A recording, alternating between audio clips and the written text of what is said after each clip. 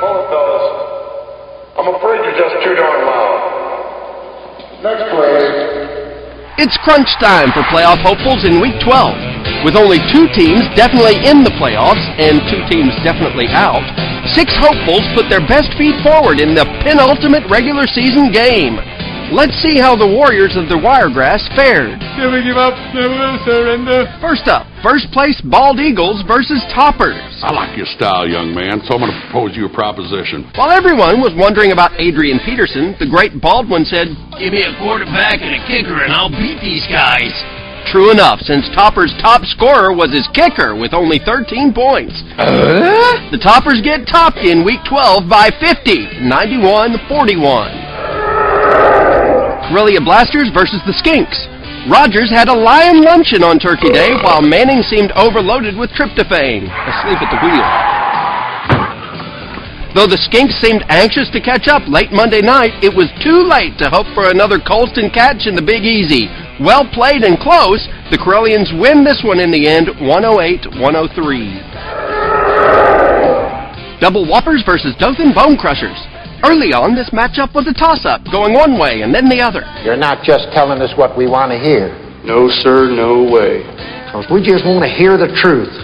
Well, then I guess I am telling you what you want to hear. Boy, didn't we just tell you not to do that? Yes, sir. But when Vince Young's Titans took the field, the Whoppers picked up the pace. Chris Johnson seems unstoppable. If it continues, the Whoppers might find themselves with a bye in Week 14. You ever see these moves? Huh? You see these moves? Clinching their playoff spot with a win over the Crushers, this one goes to the Teen Titans, 192. Mud Dogs versus Deli Meat.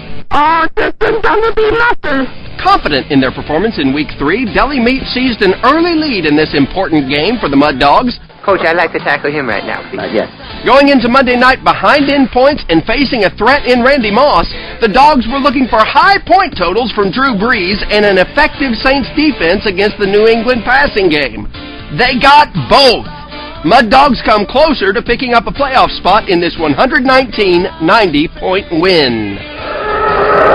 And in the final matchup, Bama Trashers versus Yellowhammers. This is the end. The absolute end.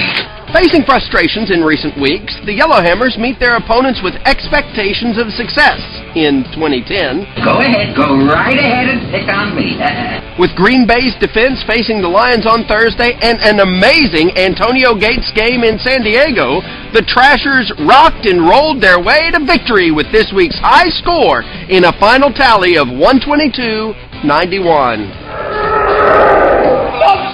21 gigawatts! The Bama Trashers are on a roll this week, rocking their way to the top of the charts in Week 12 with 122 points. But that's not all. The Bama's best weekly predictions were spot on this time. Impressive.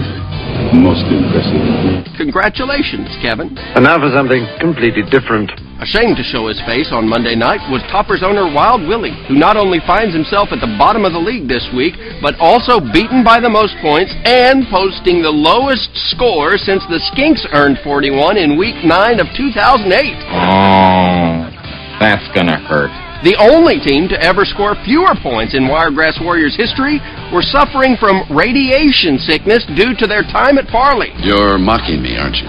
Join us next week as the Toppers, the Trashers, the Crushers, and the Dogs battle it out for the final 3 playoff slots. Till then, I'm Shaz Bazaar with the Wiregrass Warriors Fantasy Football League.